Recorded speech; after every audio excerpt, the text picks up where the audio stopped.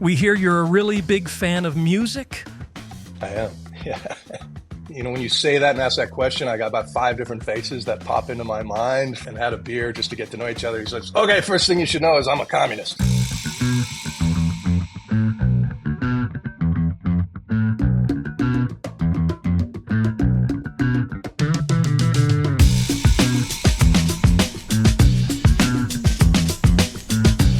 Folks, today we are incredibly lucky to have a world-renowned, and I do mean world-renowned, gentleman joining us, Mr. Bill Weir, who is a CNN everything anchor. He is a CNN climate correspondent. He's been all over the world. And most importantly, he opens up doors and shows us places and things and people that we would never get a chance to see. So we thank you for that. We thank you, all of us thank you for that, Bill. And thank you for joining us. Oh my God. It's such a pleasure to be with you guys. Thank you. I consider myself one of the luckiest cats on the planet. I like to joke that I must have been a very kind giraffe in a previous life, because I truly get to follow my curiosity around the world, and then take that responsibility really seriously and try to, share a reverence for these places and these people and what they're going through. So that means a lot to hear you say that. Thank you. You spend your time reporting on socially impactful issues. Tell us a little about that. It's not the cow, it's the how. That's a good one. Yeah. So that came out of a story I did with a Arizona State professor named Peter Bick, who teaches communication, but also is a filmmaker who came from the climate space. And he made a movie called Carbon Cowboys years ago about regenerative agriculture, farmers who think the modern way of farming is way too destructive, and there are better ways to grow a salad or a burger. There's really bad ways for the planet to do that, and there's much better ways to do that. And in the climate and food space, meat is the big enemy for a lot of folks. It's arguable that the cow is the most, the biggest trade-off for protein delivery in human history, because so much land needs to be raised to grow beef, and water, and you need the crops to feed them. Instead, maybe just eat the crops is the argument there. But it turns out that how you graze a cow is a huge difference. And the Great Plains that the pioneers first settled, when they came across these just oceans of grasslands, just fertile, black, rich soil, nobody appreciated then, but we do now, that was all made by the poop and hooves of buffalo that eat very differently than cows. A bison munches and it just keeps going. It's sort of like biting the tips off of asparagus, and you leave the rest there. You trample it down with those big buffalo hooves, and that creates a virtuous cycle of the next crop of grasslands and native plants comes out. The roots get deeper. It pulls carbon deeper into the soil. And so this idea of moving your cows every day or two using just one line of electric fence to make them eat more like buffalo turns out to have enormous benefits for water retention. It makes the soil more spongier, for it holds on to rain, and so we don't get these flash floods.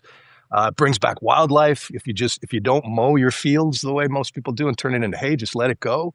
Oh man, the birds go crazy. The plant life, the bug life, the microbes in the soil that keep us alive, that we don't appreciate it.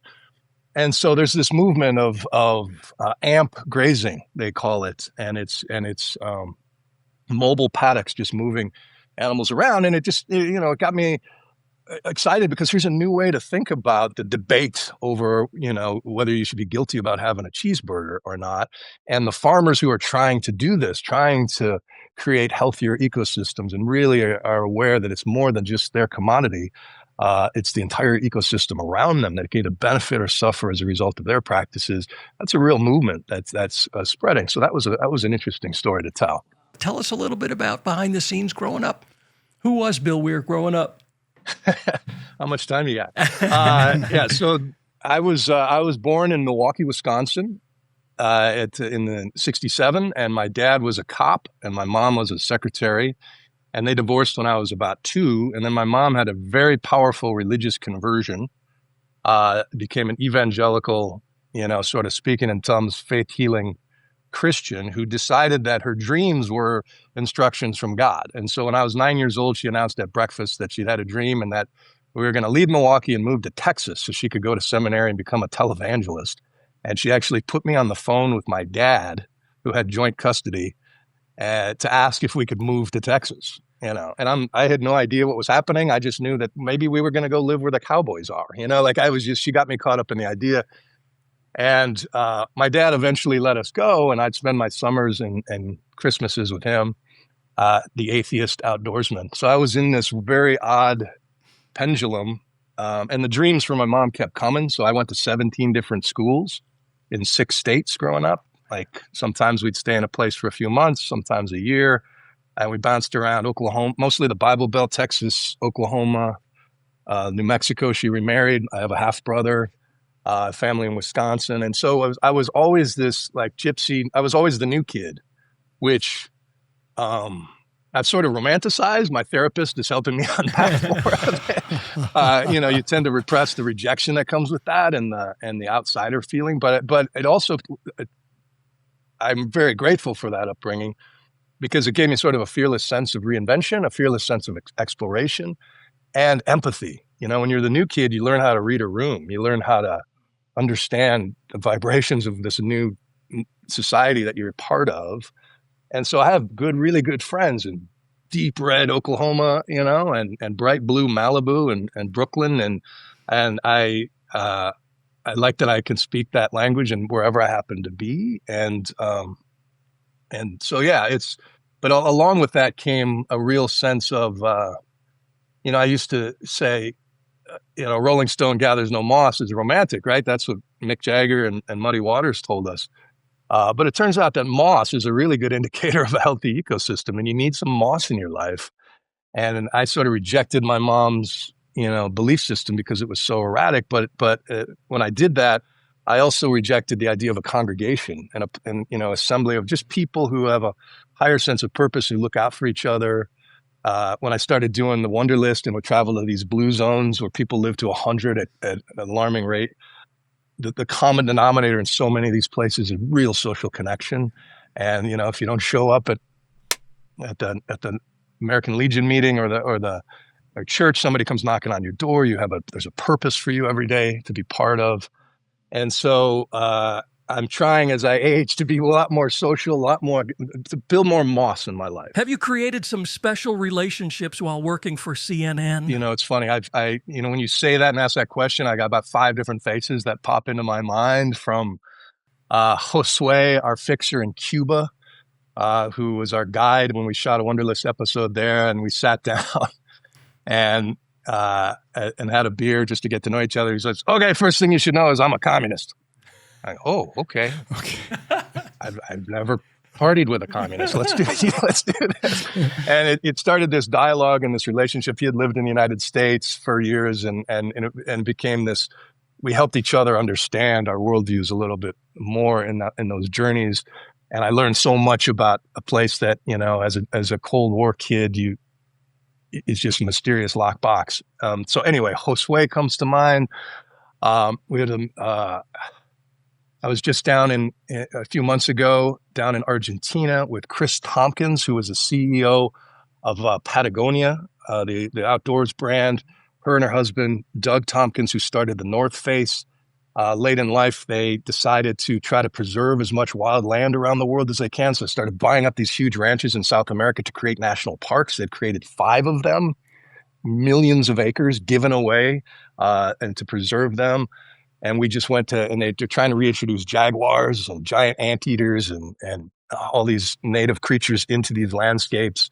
And we just went down there to transpose a jaguar, a female jaguar, on a small plane. We flew together to move it to another area. And people like that and the work she does really inspires me. I'm going to meet Sylvia Earle in a few weeks. She is considered her royal deepness. A woman as a marine scientist has spent more time diving under the seas than anybody. On the celebrity front, my favorites over the years, when I was back at ABC and Nightline, I got to do great profiles, and spend days with people. Jeff Bridges is at the top of the list. He was amazing. Peter O'Toole was one of my favorite all-time interviews. I came out of the sports world too, so there's people in that really left an impression on me, more for their character than their stats and exploits. So it's just, I could go on and on. When you're lucky enough, that's why I think journalism is such a calling and a gift and an opportunity to meet and try to understand just the brightest and sometimes just the average folks who are struggling and try to understand what they're going through. We hear you're a really big fan of music. I am. Yeah. I put Taylor in one of the top 3 all-time live shows I've ever seen. Yes, sir. And that was at the Nashville Night 3. The Swifties will know this. Included a 2.5-hour rain delay. And she played through driving rain, and she played an entire set. And we went through this emotional roller coaster with all these fans who thought they weren't going to get to see her, and some left, and they couldn't get back in. Anyway, it was unbelievable. And I've seen her, on the 1989 tour going back, and the way she can connect with a 12-year-old in the nosebleeds at MetLife Stadium, the way they stage it, the way she literally makes a point of, you're just hanging in your room with your friend Taylor is next level. I'm a huge White Stripes, Jack White fan, so he would be in my top 3. I've seen him a couple of times, and probably Prince I'd have to put in there. But there's so many. I went to, when Bonnaroo first started, when Lollapalooza and Coachella were just, new ideas. I went to a lot of those festivals early on and taught myself to play guitar too late in life.